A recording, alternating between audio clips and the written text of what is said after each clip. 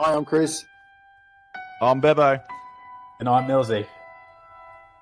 Each week, we're going to unleash the thrill of sporting discourse as we debate some of the hottest topics across the globe.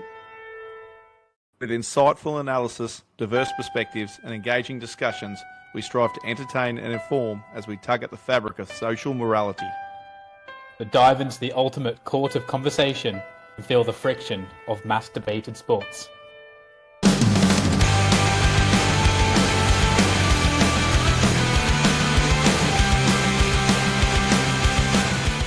Welcome, listeners, to episode 11 of the Mass Debated Sports podcast. I'm Bebbo, and with me is Chris. We're down a soldier tonight, Millsy.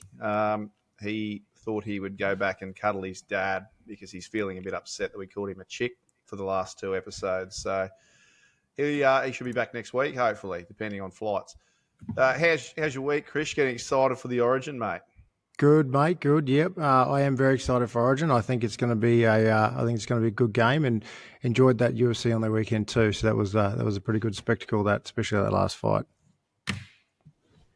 Yes. Well, look, we tried to replace Millsy tonight, but we had a late person pull out, so we're going to just be like Matty Johnson, Cooper Cronk from Wish here. Just you and me, big for this fella. episode. Yeah. Very intimate. Should have got some candles. Righto. We got a. Well, it looks you're in a semi-lit room there. It looks like you could light up a few candles to make it a bit more romantic. Probably a bit too lit. Yeah, I got the couch in the background though. Yeah. Oh, we need a few black guys to stand behind it though. Right. So look, got a bit on tonight. Super Rugby playoffs are about to start, or Super Rugby Pacific playoffs are about to start. So we're going to talk about the final system and our predictions, I guess, for what's going to happen over the next few weeks. We're going to talk about the NRL expansion now that the bid for Papua New Guinea is getting a bit more firmer, and preview a little bit of the Origin and talk about Dustin Poirier's fight on the weekend and where the future goes for him. So, look, let's get started on the Super Rugby, and their regular season ended last week. 12-team league and the top 8 play final system. What's your thoughts on that? Do you think it's an absolute overkill, Chris? Yeah, I think it is, mate. I think the whole point of finals footy is to have the best teams playing, and if you've got 8 of the 12 already playing, that kind of sort of waters down that finals process for me. So, yeah, I think they need to change that. I'm not really a big fan of it, and I think at the end of the day, when if you're crawling into 8th spot, and you're a look, at the end of the day, if you're crawling into 8th spot, you're not really a chance of winning it, are you? But stranger things have happened. You've only got to go back to some of the NRL competitions and seasons in years gone by where teams have they haven't won it, but they've crawled into 8th spot and then sort of pulled a couple of games out of the hat. So yeah, I think if you're sort of coming into that last sort of 7th, 8th spots in a 12-team comp, then yeah, it kind of doesn't really sort of work for me. I think they should look to shake it up, change it up, and sort of make it a bit fairer for those teams who are actually performing. What are your thoughts on it? Yeah, well, you talk about the 8th team in the NRL, like obviously the 2009 Eels went on that massive run to get all the way to the finals to lose. You had the Cowboys in 2017 went on a tear to make it to the grand final and lose, both in Melbourne. Thanks, Melbourne. But they finished 8th out of 16 teams, so they're still in the top half of the league. You've got teams 7 and 8 in Super Rugby who are in the bottom half of the league and still get rewarded with a final spot. Granted, they've got to play Team 1 and Team 2 in a knockout system. So they don't have the hard road straight off the bat. But that's my next gripe with their final system. Isn't just there's 8 teams in it. The first and second team get no advantage over the rest of the teams, like the third and fourth. Third and fourth, first and second, all just get a home final. It's all knockout. You only need one bad performance and your season is over. Do you think it's ridiculous that they don't have like you don't get a second shot at it, at least from first and second? 100%. Like, otherwise, what's the point in finishing first? You could kind of coast into the back end of the season, and start to rest players and do whatever in the hope that you're going to make the finals, and then albeit you get a home final, but if it's a complete knockout system, then what's the point? You might as well just start resting players and go into that final series well prepped and well rested. So, and what sort of spectacle is that going to be for the spectators? You know what I mean? Proper season. So, yeah. So, I just think I think it's a bit of a flawed system, to be honest. Yeah. Well, I think if it's going to stay a 12-team league, and maybe they've kept top 8 because it got up to 15 at one point, didn't it? Super 15s, or maybe they had more teams. I can't remember.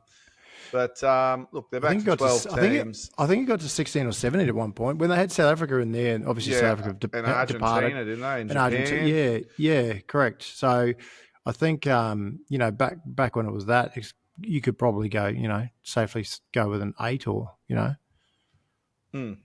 Yeah, and that's fair enough. But like as it is, 12 teams, I think 6 is your absolute maximum. They can go top 5 and I'd be happy with it. Even top 4, you'd probably still be happy with it. But look, 6 is probably enough. You could play a system where 1 plays 2 like 1 and 2 both get the first week off. 3rd plays 6th, 4th plays 5th. That's an elimination game. The winners out of those play each other the next week in another elimination. 1st and 2nd play a major semi-final, you'd call it. Whoever wins going straight to GF. Whoever loses going into the preliminary final against the winner of the bottom half of the table. Because I think that if you play that whole season, you finish 1st or 2nd, you really shouldn't have your season ended. Imagine how deflating it would be for Auckland or Wellington Hurricanes, to be the clear 2 best teams in that comp and have upset losses this week. And that's it, their season's over, And you've got the fucking Fiji and Drua going through, even though they've just literally scraped into the bottom half of the 8. Yeah, correct. Yeah, I had it a little bit different to what you just mentioned there. Thinking about this, I'd like to see, and we've mentioned this on the podcast in the past around the NFL season and how exciting it is when it gets down to the back end of the NFL season and that wild card round. I think that wild card round's actually some of the best games because there's so much on the line. So it'd be good to see perhaps like a wild card round, maybe have 4 go through, and then maybe have the back. I wouldn't say 8. You probably would have to do the back 8, but they battle off for those last. 8, wouldn't you? You'd have to go 8 to battle off for the last 2 spots, but. You could have 4 plays 8, 6 plays 7, and they could play like a round robin type thing where they play each other once or something like that. But I think that wild card round in the States for the NFL is probably one of the best weekends of football in the NFL. So maybe something like that would be good to see. And I agree with your point on. There needs to be a better incentive for teams to finish 1st and 2nd, other than just a home semi. Yeah, well, let's look at this week's games, right? This quarterfinals. So you've got Wellington, and they're playing the Rebels. Now, the Rebels are about to fucking go into extinction in the league, and they've somehow scraped into the 8. If they knocked off the Hurricanes and went on a 3-game run, because that's all it is, 3-game run that they've got to win, and somehow won the Super Rugby Pacific final, then what would they go? Would Australian Rugby Union have to backflip and say, okay, maybe we are going to have to try and work out a way to bail this team out? I thought the exact same. Champions. Yeah, I thought the exact same thing. Look, it's not going to happen. Famous last words, but I was thinking that today. Imagine if they went on a run and won it. I don't think it's going to happen. And what would they have to do? Nah. Look, I think they just still have to let them default because they're in so much financial ruin, so I think they would just have to let them default. But yeah, I think I can't see them beating the Hurricanes anyway, so I think this is a bit of a moot point. So, well, what are your predictions this week? So we've got the Hurricanes, Rebels. You're going to take the Hurricanes. Correct. Blues versus Fiji. Yeah, I think obviously again the Blues. In Auckland. Yeah, and look, I'm a Blues supporter too, being from Auckland, so I think the Blues will get up there. Brumbies over Highlanders in Canberra. I'm assuming that is. Yeah, I think that'll be a tough game. Given the fact it's in Canberra, I think I'd have to take the Brumbies there. and only because it's in Canberra. Yeah. And Chiefs, The Chiefs and the Reds. Yeah. Again, I think that'll be a tough game too. I think that's in Hamilton. Is that Hamilton, that one? Yeah. It'll be in New Zealand. I know that much. Yeah, it's in New Zealand. So, yeah, look, I think the Reds have actually they're playing some really good footy this year, and, they're probably obviously up there in terms of the premier rugby side in Australia at the moment. So, be hard to win on the road against the Chiefs, particularly at home. So, look, I'd have to take the Chiefs there, I think. Yeah. Not to mention the Reds scraped by the bottom of the table Waratahs on the weekend by 1 point. True. So I wouldn't say they're in red hot nick. They've lost some pretty rough games this year. They got touched up by the Force at 1 point. They've been very inconsistent. I don't see any team in this this week in New Zealand losing. Let's put it that way. I could actually see a world where next week is just New Zealand teams, and that really comes down to whether the Brumbies can perform at home. Yeah.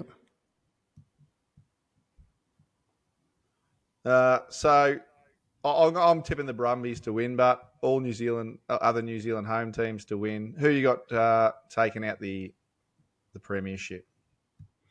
I've got the Blues again. I know they had I know that the Canes finished top, and that was only due to the bonus point that the Chiefs scored in the last minute against the Blues. Even though the Blues won that game, it just put the Canes ahead on the table. But I've got the Blues to win, and I think that's probably just down to the fact that I'm an Auckland supporter, so pretty hard to go against them. Yeah, no. Oh, I'm not an Auckland supporter, but I've actually got the Blues. Getting the chocolates against Wellington. In Wellington, I'm assuming the final will be. So, something for the North Island of New Zealand to celebrate, and no one else on earth. 100%. Well, it's been a long time, right? For so many years. Interestingly, looking at Canterbury and the Crusaders, and obviously being such a powerhouse in Super Rugby for so many years, and obviously with Scott Robinson being at the helm of that, and not for all of the time, but for the last sort of 5, 6, 7 years, and obviously him moving on now, that just goes to show how good of a coach he is. And obviously now he's the All Black coach now as well, which is great news. Just interesting to see that he moves on, and largely I don't think they lost too many players. So it just goes to show the power of having a really solid coach. How long's Richie McCaw been gone for? Because I don't pay that attention. He's been gone for a while. Yeah, I think he retired he's been gone for a while. Fair enough, but they actually still had a chance at making the finals late. They had a bit of a late season push, didn't they? If they'd have won their last week, I think they would have ended up ahead of the Rebels and the Drua, I think. So, and again, going back to this whole conversation, do they deserve to be there? And it's just like, because they've been pretty horrible for a long time. They sat on the bottom of the table with one win. So, yeah, I don't know. It's just it's a messy final series, that one.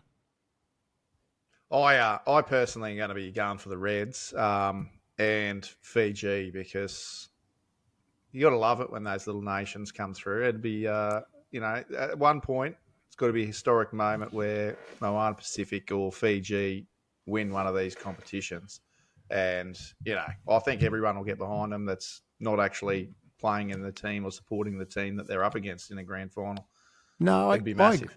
I agree. I like the Fijian style of rugby as well. Watching their 7 side, their 15 side, the style of rugby is very similar to how the All Blacks play as well. They really throw it around, and they play a really dynamic game of footy. So, I'd like to see the Fijians get up as well. And to your point, I mean, given the fact that I do live in Queensland, I would like to see the Reds go all right, because they're a Queensland side, so it's good to see Queensland do good things as well.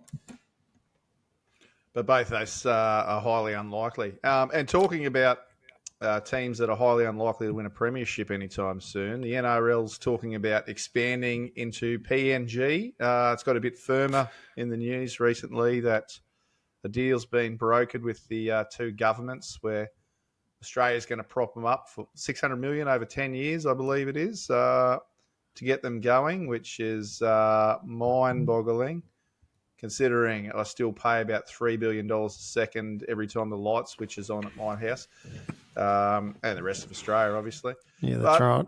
Look, do you think that PNG is, outside of the fact that it's the only country on earth that's a rugby league mad nation, you've obviously got a lot of avid viewers. We're starting to get a bit of talent come through from these island nations, that when they're in the right pathways are showing they're good players. But do you think it's feasibly there's ever going to be a good business model, or they can ever be competitive coming into the NRL market? No, I don't. When this has been tabled for a while, obviously there's been a number of outfits sort of bounced around, and this has started to get legs over the last sort of 12 to 18 months. I really don't think that, PNG is a realistic proposition, only because, for a number of reasons. I think most importantly, you're just not going to get players who are going to want to go and play there. So you'll get a lot of the PNG boys who will want to go back and play there. They're either PNG born or PNG heritage. They'll want to go and play there. Outside of that, Potentially. you're not potentially exactly. Outside of that, you are not going to get anyone who's going to want to go and play there, mate. They struggle to get people to go and play in Auckland for so long. They struggled to get people to go across to the Warriors. And it's only now that the Warriors have gone, they'll go through periods of great, they'll win for a few seasons and then they're just utter shit, right? They're going through a bit of a hacienda moment sort of period at the moment where they're getting some momentum. So they're attracting some good players. PNG, I cannot see anyone, regardless of how they're going, want to go and live in PNG. They don't have the facilities, the infrastructure, so that, imagine going to play at those grounds. They just don't have the infrastructure for it. The country's fairly unstable in terms of both from a government perspective and also at a I suppose cultural level, in terms of infighting with different villages and so on and so forth. So I just think there's just too many things that go against it for it to work and for it to work long term. I mean, imagine the revenue side of things, trying to get, they're a lower socioeconomic nation. So people trying to go, going to the games and ticket prices, if this is a revenue exercise for the NRL, then they're going to be sadly mistaken in terms of what they're going to take at ticket sales and things like that. So, yeah, mate, I just don't think, I don't think PNG is a viable option. Yeah, and to your point there, okay, there's a population of 10.5 million in PNG, minus a few thousand over the last week, but they've got a GDP per capita of $2,460 per person, right? Which is actually higher than New Zealand, but the Kiwi population on average, the median wage each year is 49,000 Australian per year, whereas in New Guineans the average is 21.6. So, will there be enough money pumped through the sport, like you say, in attendance or merchandise or all that jazz outside of KO Sports? And we all know that they're just going to put that on in one TV in one village and everyone's going to watch the one TV. So, look, outside of the PNG people that live in Australia and do earn an Australian wage where the annual income is just under 80 grand, I don't think there is going to be a huge influx of money, because those people, if they already love rugby league, they're already watching a team anyway. They've already picked a team in Australia that they're going for, or they're going for the PNG Hunters, but you're still pumping money into the rugby league through the QRL side of things. So, look, I don't think it's going to do it there. Obviously, they want the broadcasting rights. Will a broadcaster, and I guess we're not privy to this information, will a broadcaster pay an extra amount of money because there's another nation that's, I guess, covered in that deal? Will that make any difference? Or is it the same as just adding a team in Perth or adding another team in New Zealand or another team in central Queensland or something like that? Because if the broadcasting money's the same, then there's no perk, is there? No. Do they? I mean, no, I was going to say, do they get a different salary cap to everyone as well? Because you're not going to get players to go and play there. So how do they do that? Well, Volandis has come out and said that they're not necessarily going to give them a bigger salary cap, but the players are going to get certain exemptions. So for tax exemptions, right? So that's one of the things that they've talked about. Where okay, they might earn $800,000 a year to play for the Dolphins. They might earn $800,000 a year to play for PNG, but they're getting taxed a lot less than their $800,000 in PNG. Probably also got nothing to spend it on over there outside of Kevlar.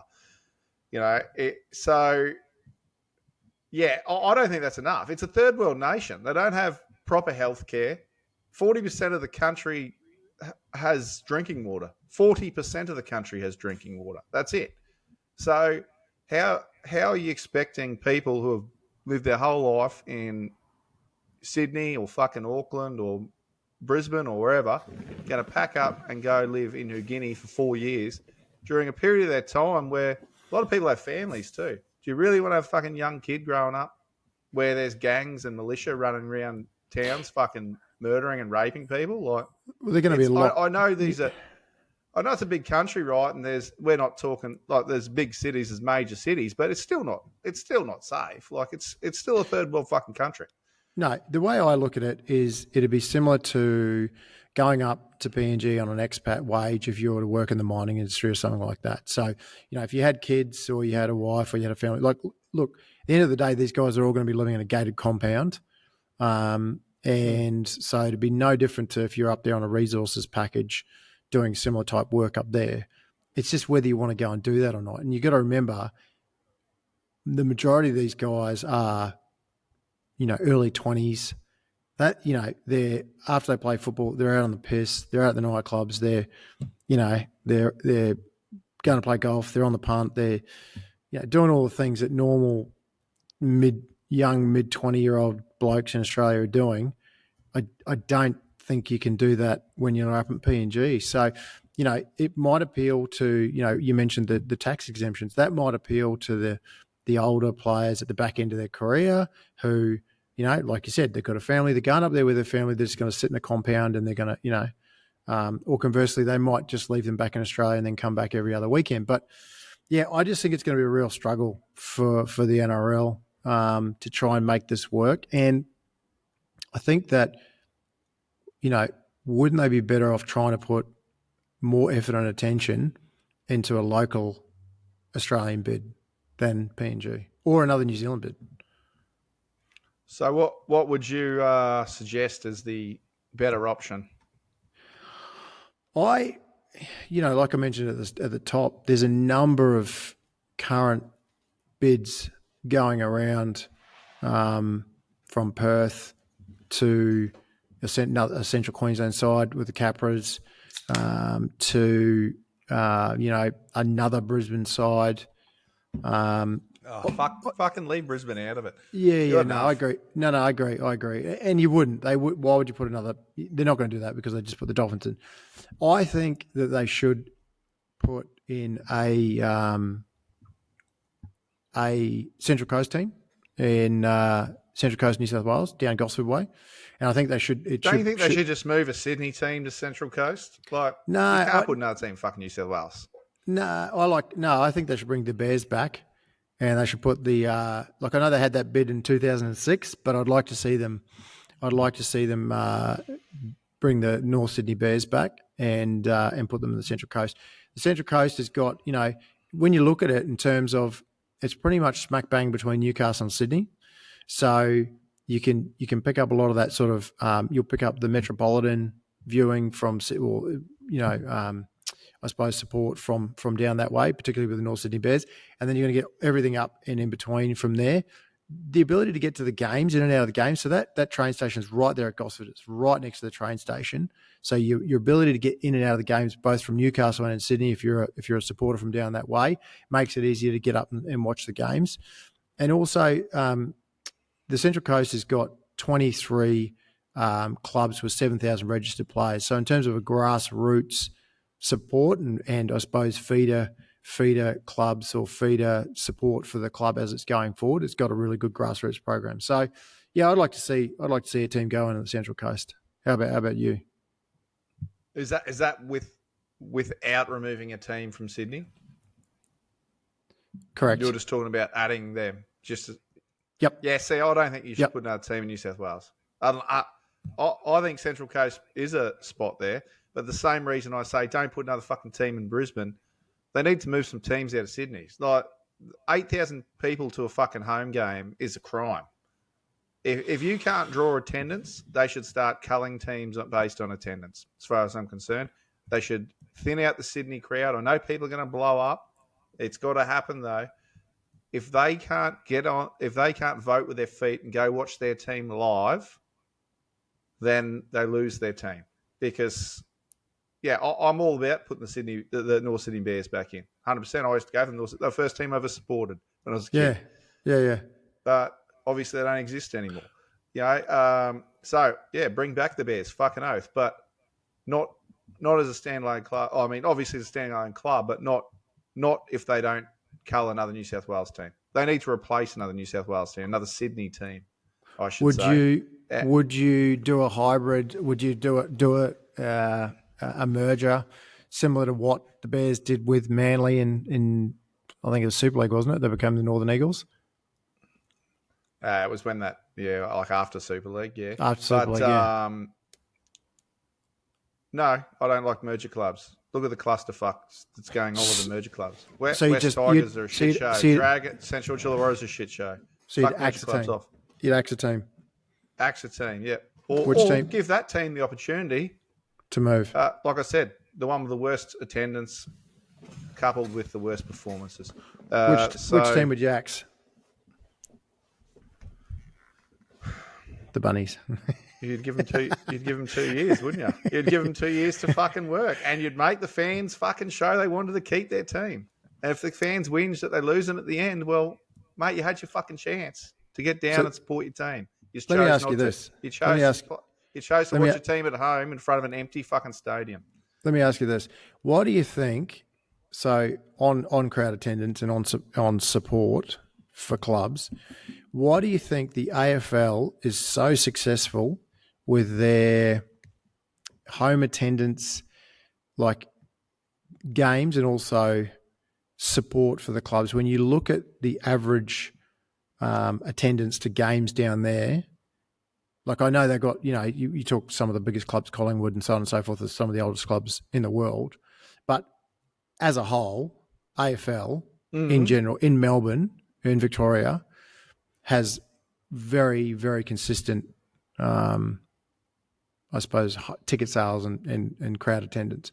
Why do you think that is? What's the difference between the NRL and the AFL in terms of the supporter base? I guess the NRL supporters are just way cool, and the AFL supporters, I guess that's all I've got. No, I don't know. Fuck. Obviously, you've got an answer for me. No, I've got no idea. I don't know. What do you think? Well, I'm not sure. I think it comes down to maybe there's just, goes back to what you're saying, like make them work for it. Maybe there's just more pride in the club. Maybe they just died in the wool, like regardless of how they're going, they will turn up, rain, hail or shine, and support their team. And maybe NRL supporters are just fickle. Yeah, maybe. Like, okay, so when you ask me who I'd cull, first team that comes to mind is the West Tigers. And take away their recent struggles over the last 3 or 4 years aside, the last 10 years of mismanagement at that club all comes down to infighting at board level. They're already a merger club. So I guess you're kind of killing off two clubs, getting rid of the West Tigers. But at the same time, when they came up to Townsville to play the other week, they had fans travel from Sydney up to watch them play in Townsville. And they do it multiple away games a year, right? So you watch them play at Leichhardt, and that thing is fucking packed. Yeah, so correct. From that point alone, West Tigers probably aren't the team you'd axe. But you talked about South Sydney, and look, don't get me wrong, I'm not a big fan of South Sydney at the moment, but they have probably one of the worst fucking, probably the worst one of the worst attendance. Like, I'm not looking at the stats, but looking at all their forums and that, people, all their fans just whinge about, it's so far to travel to the stadium, and it's better to watch it at home. It's like, okay, well, watch them at home in the New South Wales Cup. Because if It's a professional sporting league. It's the biggest of its kind on earth, the NRL. And you aren't going to draw in more and more fans. You're not going to get guys that turn the TV on that don't know what sport is overseas and look at it and go, fuck, this must be interesting. Look how many people are in the fucking crowd. They're going to turn on, watch the Rabbitohs playing the Bulldogs and go, oh, this must be an amateur sport. There's literally like fucking 2 kids in the crowd. There must be free tickets too to give them because there's no one else there.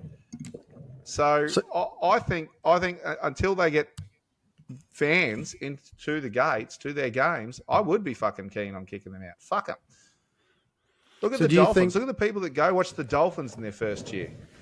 So do you think Brisbane, maybe the answer is that, you know, you mentioned Leichhardt before, and that is synonymous with the Tigers.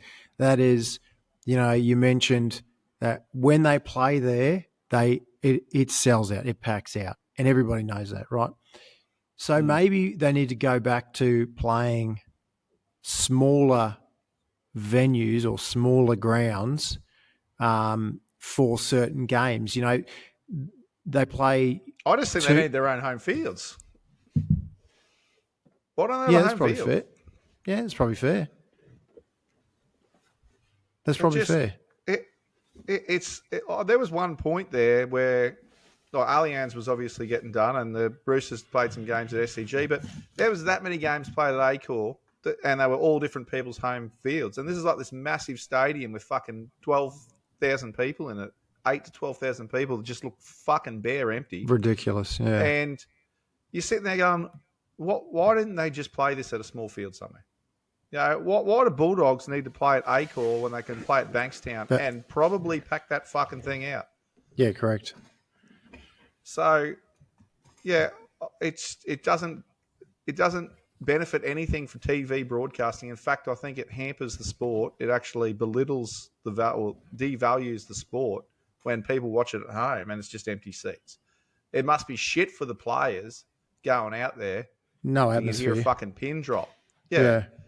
So I think, okay. Well, I guess we're getting a little bit off topic there here, but I think that if you're going to cull a Sydney team, it comes down to bums on seats. And if they can't get to a game, then why do they deserve a team in the top league?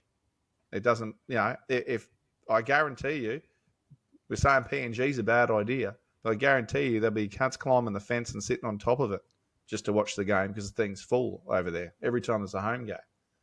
So I would probably, I'd cull one of those teams, bring in the Bears. I would prefer for an expansion team to come in to be Western Australia. And I don't understand why it's not the absolute standalone, most logical choice. If we're going to spread this game across the nation, it needs to be across the nation, not just on the eastern seaboard.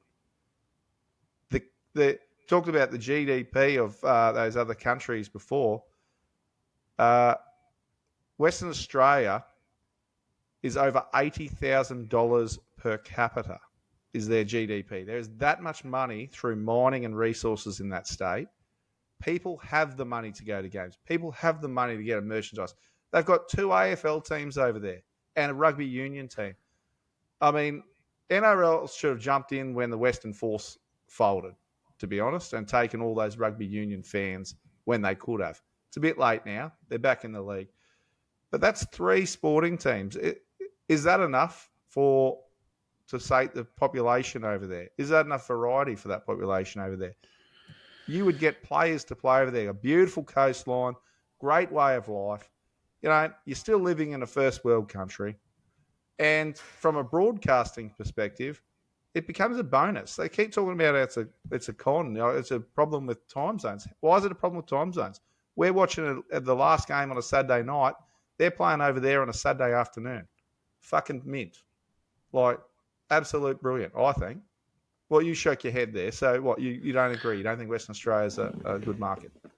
No, I don't. And purely, the last point you raised around, well, there's a couple of points in it for me, but number one is around the time zones. I think that the only positive I see with the time zone is potentially getting to play some games at a different maybe trying to add to the time slots with the NRL and playing some maybe a later game. They have to because it's going to be a new game each week, an extra game each week. Yeah, so like that could, if you played another game on a Saturday night that was after the last game here, I mean, is it too much? I don't know. But again, WA is the furthest, most isolated city, or Perth is the furthest, most isolated capital city on the planet. And I used to travel. Have you tried to get to Darwin? Yeah, well, used to travel to WA a lot for work. And man, I used to hate going there. So it would be interesting to see if the players would like to actually travel all the way across there. Again, are you going to get players who are going to want to go and live in WA? Like it's certainly not PNG. Oh. It's not PNG. I get that, but compared that to if I had my choice, if I was going to go and live on the Central Coast or if I was going to go and live in WA, I'd take Central Coast every day of the week. So. I think okay. So you just ask the player mate. You ring a player manager and say, how many of your players like fishing, or scuba diving, or snorkeling? Fucking how many? 8. All right, got a contract for them in WA. Mate, the way of life over there far exceed the way of the life in fucking Sydney. Guarantee that much. I guess it all depends what you're looking for, but there is they've got the most pristine fucking coastline on Western Australia. You can sit there and read all this shit and people piss up the wall about Noosa or Bondi Beach and these fucking places. Overrated. West Australia coastline shit over all of those places. Better fishing, better snorkeling. I don't surf, but Margaret River's pretty fucking popular for it. So I think that you could easily attract people to go over there, especially younger guys that outside of footy go and do that sort of shit. So, yeah, I really don't see the problem. Yeah, interestingly as well, I suppose, coming from the East Coast to the West Coast, what are you, anywhere from 5.5, 6 hours, depending on headwinds across there. So travelling across, if you got to, like for them going home all the time or travelling out, I don't know, it just would take it's wear and tear on the players too. But at the end of the day, it's they don't really give a shit about that too. It's all about the dollars and the revenue numbers and will it stack up. So I don't know. I'm less in love with the WA option. Same as the South Australian option. I'm less in love with that too. I don't think you'll get the supporter base there as you would if it was on the Central Coast or a Central Queensland team. I mean, look, I don't think a Rockhampton team is the go either, just given the numbers. But yeah, I think you've got more likelihood of success basing a team on the Central Coast. Yes, I don't get that with the Perth. The travel. Okay, so what? 6 hours. How long do they fly from New Zealand to Brisbane each time? 4.5 hours. So what are you adding? An hour and a half each way. New Zealand to Perth. Now that's fucking brutal. Absolutely brutal. But if you put them at Magic Round every year, well, they're both flying to Brisbane. There's ways around making that shit go like it is. If it comes down to a finals and you've got to fly from Perth all the way to New Zealand to play a home final in New Zealand, well, you should have finished higher on the fucking ladder. That is what it is. But the AFL, I mean, Fremantle's won flags in the AFL. West Coast won flags in the AFL. It's not like that fatigue, that travel is going to cripple you where you can't win. It's definitely fair. Doable. That's fair. I don't get it. I mean, surely there could be other ways to do it too. They could play 2 home games at a time, 2 away games at a time, things like that, mix it up. So if they go away, they play to Sydney, well, they play a couple teams in Sydney.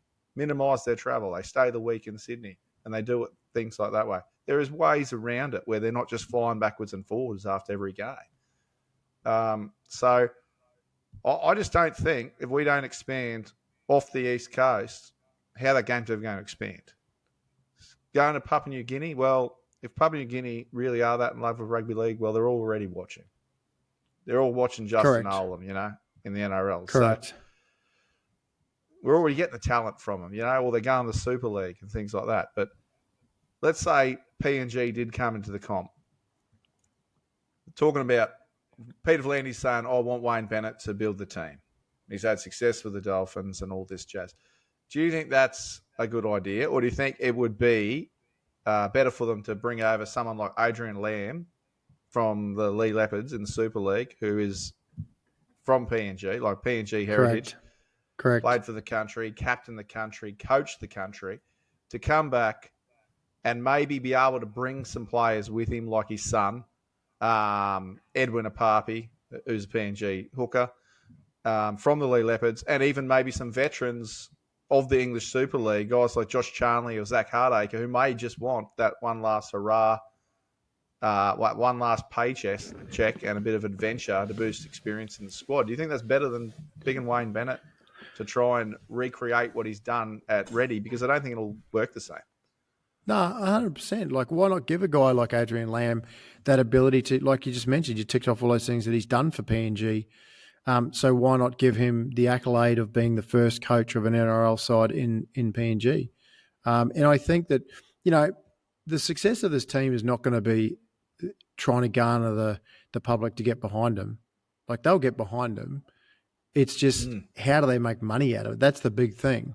How are they going to make this? How are they going to make money out of this? And, you go back to the money or the income that they've got over there. Like, it's all good and well. Like, mate, I want to go to Europe next week. Can I afford to? Probably not. You know what I mean? So it's all relative. So it's like they'll want to go to the games. And to your point, they'll climb over the fences and do whatever they can to get into the games. And because they will genuinely want to be there and watch the games. Can they do it? If every single person had to pay to get into the game every single week, if you've got memberships that are like $300 a ticket per year, probably unlikely, So, yeah. But back to your question on Adrian Lamb, absolutely. I think he should be given the accolade to do that for sure. And he's also played for Queensland, which you didn't bring up.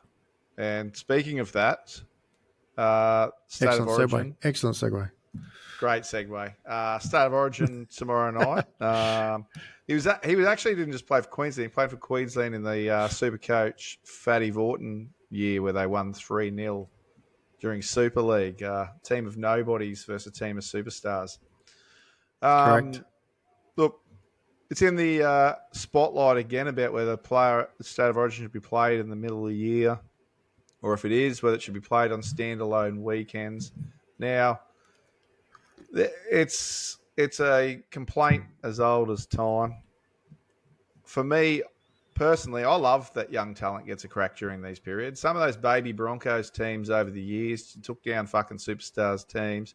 You look at what the Cowboys did on the weekend against the Roosters. I know the Roosters missing players too, but Cowboys were significantly drained in a lot of positions that really mattered. But what do you think? Do you think it hinders the regular comp and it should be played on standalone weekends, or do you like the fact that it's sort of does disturb the comp a little bit and gives these younger guys a shot at their go? I think there's pros and cons for both. Obviously, when you look at Origin, when we talked about this last week too. During COVID, it was played towards the end of the year, and then and there was some that was good to watch that. But really, when you boil it back down, Origin is played this time of the year. It's played on a Wednesday night. It's tradition. I like tradition. I like to stick with those sorts of things. In saying that, though, in terms of a better spectacle, or take a step back, sorry, and back to your point about watching younger players run around and get a crack, that's great as well.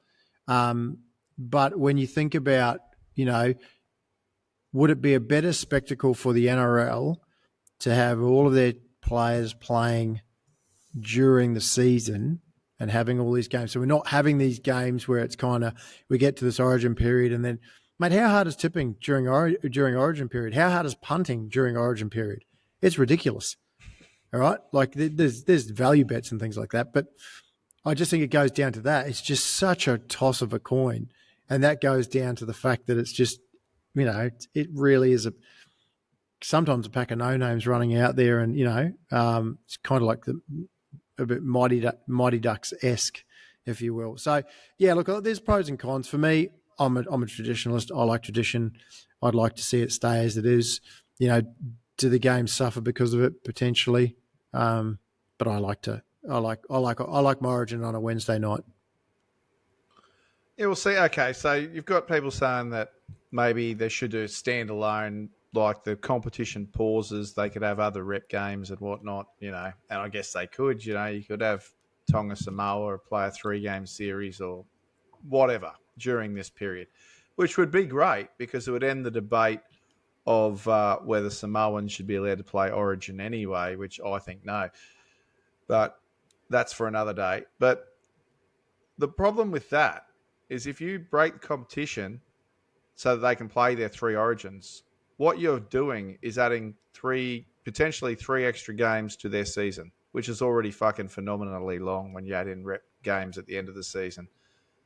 The fact that they have to sit out their club's games to play these extra rep games is perfect. Otherwise, you're going to get so much player burnout. They're talking about injuries are ruining things and all that. Well, there's going to be more injuries, especially at the back end of the season when you don't need it. I like it as is. Just leave it as is. Yeah, okay. Matt Burton doesn't get to play because he's the 18th man. Fucking James Tedesco got called up to the State of Origin team, on game day. All of this shit, it's not new. It's happened so many fucking times before in the past, and teams have dealt with it. I just think whinging about it year in, year out is the dumbest fucking thing I've ever heard. Just let the young kids play.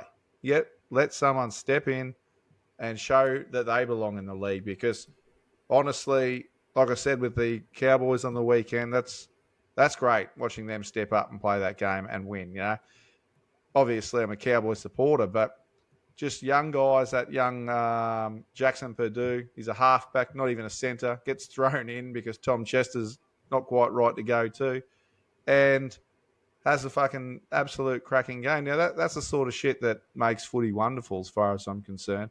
If you're just going to sit there and say, oh, no, we can't play this game today because we've got to wait till all our players are fit and healthy, well, guess what? You get one game a year out of fucking every team. That's it.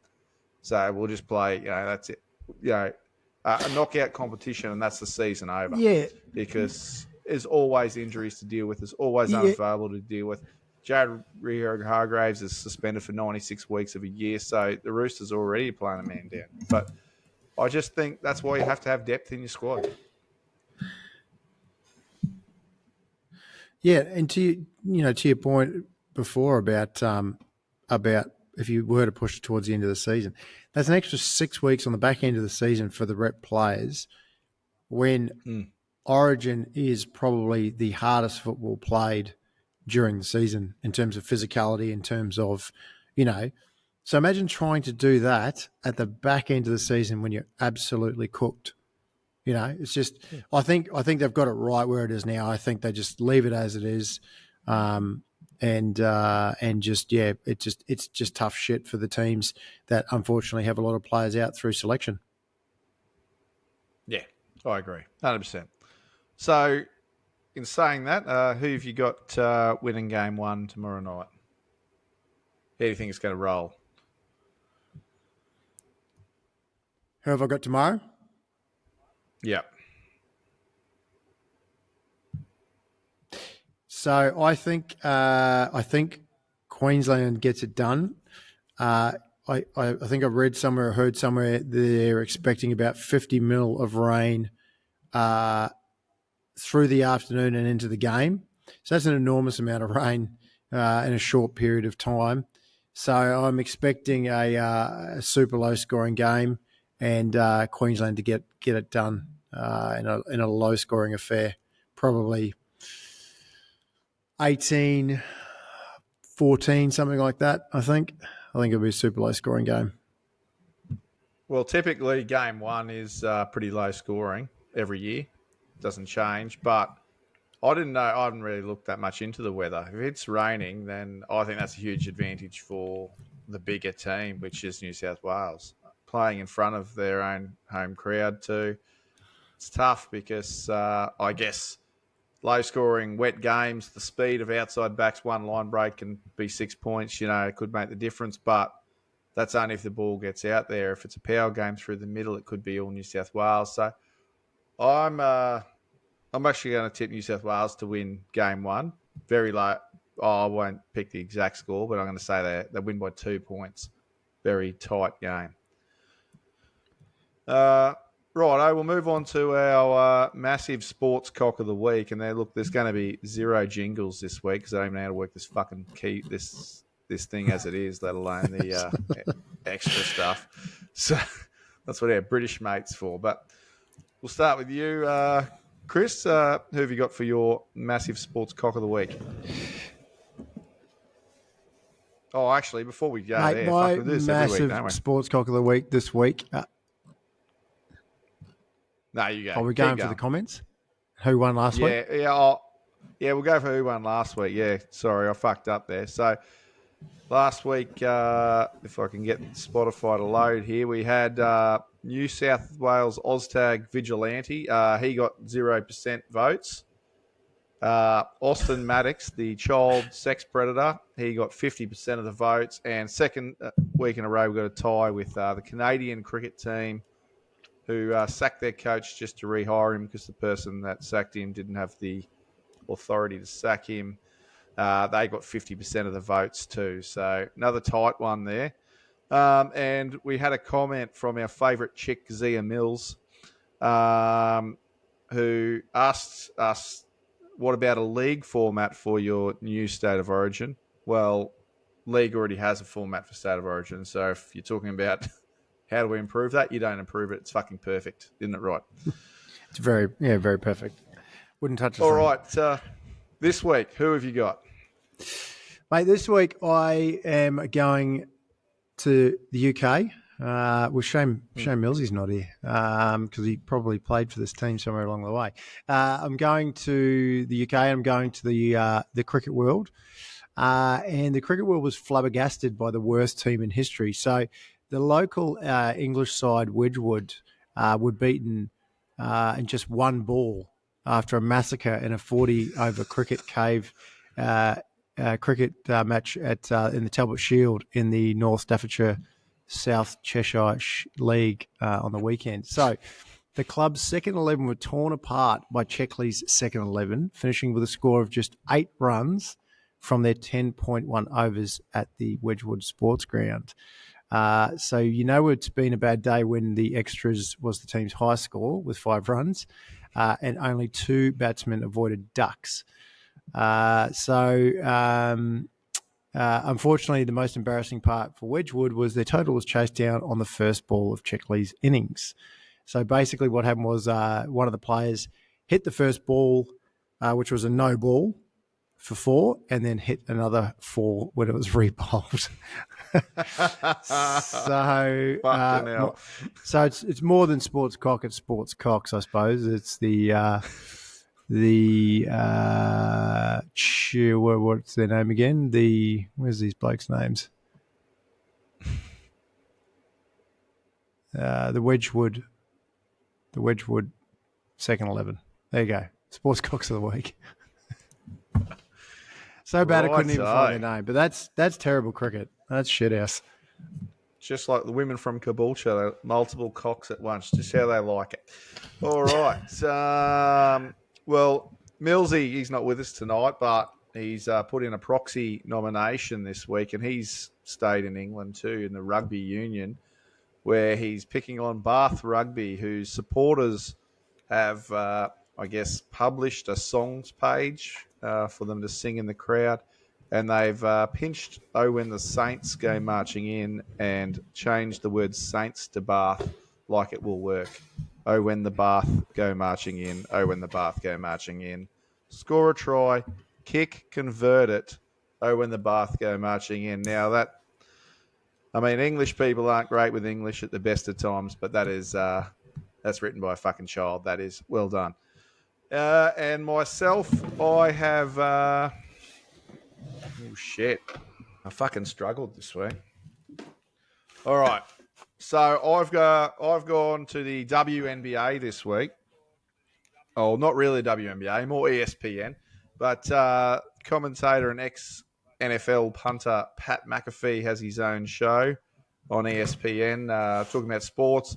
And he was talking about the WNBA and all the hatred rookie sensation Caitlin Clark's getting from the opposition players, the commentator. Essentially, everybody black in the sport is not liking her dominating the headlines. And he's come to her aid in a certain way, in a backhanded way, and said that the commentators should ease on saying this rookie class is putting eyes on the sport. Really, it's one white bitch from Indiana that's getting all of the viewership. Now he's in a bit of shit about it. So, Pat McAfee, well done. I like how candid he is, but probably need to rein it in a little bit there when you're on ESPN. If you want to vote for this, you go on Spotify in the comments section down there. There'll be a Throw poll. himself under the bus. Well done. Honestly, I think that random cricket team's going to win because that's fucking the most retarded thing I've heard in a long time. All right, UFC 302 on the weekend.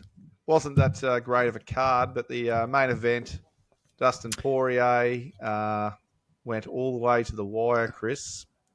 What do you think? Like, do you think that he should stick around, or are you leaning towards he should be hanging up the gloves at this stage? I'll take your first comment there about not being a great card. It wasn't a great card. It wasn't, unfortunately, like in terms of the main card, it was kind of a bit lacking. But to the main event with Dustin Poirier versus Makhachev, I don't think he should. I was a bit not surprised because obviously he sort of kind of alluded to that before the fight. But I don't think he should. I think he's still got a lot. That case in point was that fight. I still think he's got a lot to offer. He didn't do himself a disservice in that fight at all. I thought he looked fantastic. I thought he looked really good. And when you look at his opponents who he's had in his last 7 fights, he had Gaethje, which he obviously lost. He had Chandler, Michael Chandler, which he beat.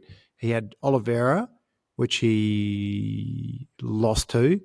Then he had both McGregor fights, which he won, and then Hooker and then Khabib. So he beat Dan Hooker and he lost to Khabib. So the losses that he's had are not bums. You know what I mean? They're not nobodies. They're like top of the top guys. So look, I know he mentioned this after his fight. He's not young anymore.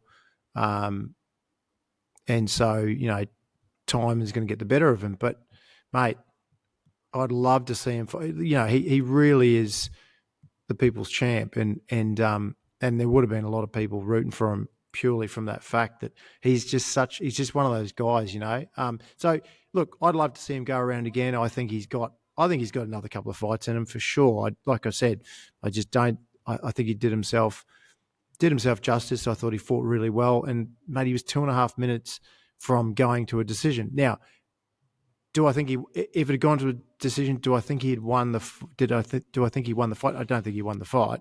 I think Makhachev had that. But look, I think he definitely could go around again. What do you think? Yeah, well, like you said, he certainly can still fight. I mean, missed out what he did to Saint Denis in that last fight, for example. He still knocked out him, and he was a rising challenger, for the title. So I've completely forgot about that. I think the makeshift minge that he put on Makhachev's forehead with his elbow on the weekend is also another example of how dangerous he can be. Like he had one good round there where he lit him up with quite a few good shots. So whether he retires or not, like you're not going to tell anybody that's still competing whether they should hang it up or not. When Tony Ferguson was losing fucking 7 straight or whatever it was, then 100%. Please hang it up. So you're just embarrassing yourself at this stage. But Dustin Poirier is still an excellent fighter. He still draws eyes to the sport. But you'd have to imagine it's a very, very long way back to another title shot. or anything meaningful. So he's got to decide, and maybe that's where he's at, whether he's happy at just fighting for a paycheck or whether he's really going to start that long journey back into a championship, contention. Because if you look at his run to becoming the champion, it was checkered, like you said. And look, lightweight is like that. Lightweight's probably the most competitive division in the UFC. It's so hard because everybody's so even and so good. So much depth there at the top. But it's not like he went on massive runs when he got to that championship fight or whatever with McGregor and all that sort of stuff. It's not like he went on a massive run to get this opportunity. He won one fight in a row. So he might get another shot due to injuries and all those sorts of things. But I feel like there's a lot of guys that are going to be in line to have a shot at Makhachev before Poirier ever gets another crack. So he either has to get thinner and go back to lightweight. Get thinner and go back to featherweight, or he's got to try and buy his time in lightweight. But do you think that if he got thin and went back, would he be a good fight to throw up against Billy Taporia and they both stand, or you think he'd get pieced up? No, I don't think he should go down for sure. I think Makhachev was talking about going up, wasn't he? So that may leave the belt vacant too. So we're not vacant, but you know what I mean. Like you might get a chance to fight for if he does vacate it or whatever. But yeah, I don't know. I just think that you say it's a long way back, but man, crazy things can happen. Like there could be just injuries ahead of him, not him, but other guys in the division. And next minute, I think what I'm trying to say is at the end of the day, I think he put on a really good show on the weekend. And I think that, could he, if he had another shot, what would that look like? Yeah, look, it may be the same result, but I don't know. I'm a real fan. I really like watching his fights, and I'd hate to see him give it up now. In saying that, sometimes it is good to bow out at the top too, and leave that sort of air of nostalgia around what ifs and things like that. I mean, he's certainly not young, and it's not it's not the same breath as Khabib going a what if. But what I'm trying to say is that if he did walk away now, you mentioned Tony Ferguson before. Well, we all know, you know what I mean? But Dustin Poirier, maybe you might go, oh, if he got another shot, could he with a different opponent? Could he maybe? So I don't know. But yeah, look, I hope that he doesn't, and also I hope that he doesn't do it and then backflip. I hate it when they do that. I'd rather just if you're going to go, just go and just be done with it. Generally, when they backflip, it doesn't go well for him anyway. Look at Paul Felder. And that's my gave concern. it up, and they thought, I'll come back and have a thing, and he got fucking bashed. So yeah. Right. Well, what do you think's next for Islam though? I don't think he should move up. I think that's chalk premature. This is literally the first time he's fought a lightweight. So should he stay and defend it a bit more?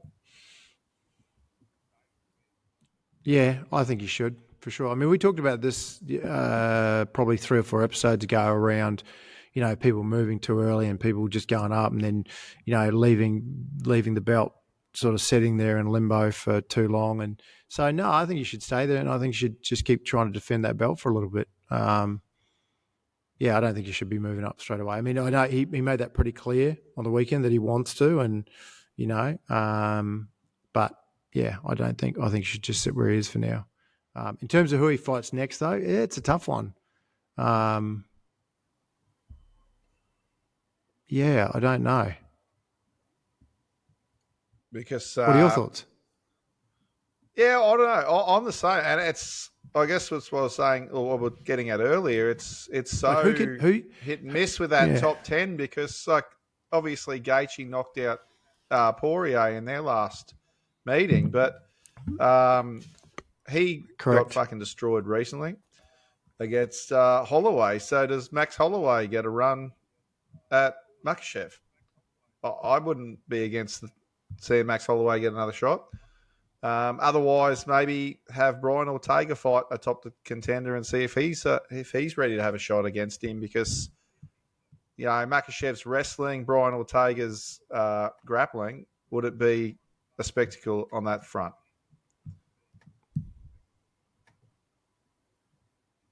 Yeah, it's hard to say. I tell you what, Max Holloway versus Makachev would be good to watch for sure. But again, would Holloway's grappling be up to it? Obviously he could stand and bang with him for sure. And that's when you look at Makachev's only loss, he got KO'd. So potentially, Max Holloway could be a good match for Max Holloway. But it'd be interesting to see. I don't know. Let's hope the diamond goes around one more time. Be good to see. Righto. Well, we'll move on to our unsolicited financial advice for the week, and we're painfully close to winning last week. We only need 6 more legs to pay off, and we would have cashed in on our 6-leg multi. That's right. We got not a single fucking leg right. That's impressive. It's almost as impressive as getting them all right. I was 2.5 minutes away from getting mine because I went Poirier, Makachev, the distance, which it actually blew out too, because I think it was about $4 when we put it on. And at the start of that fight, just before that fight started, it blew out to $5.20 or $5.50. So, but I was 2.5 minutes away. So, but I might as well have been I put money on 25 minutes away. I put Makachev on money on Makachev to win by points. So same, but Makachev actually wins. It was paying $6.80 something, I think. Sorry, $9.80. Good bet. That's a good bet. It was. And $9.80. No good. Yeah.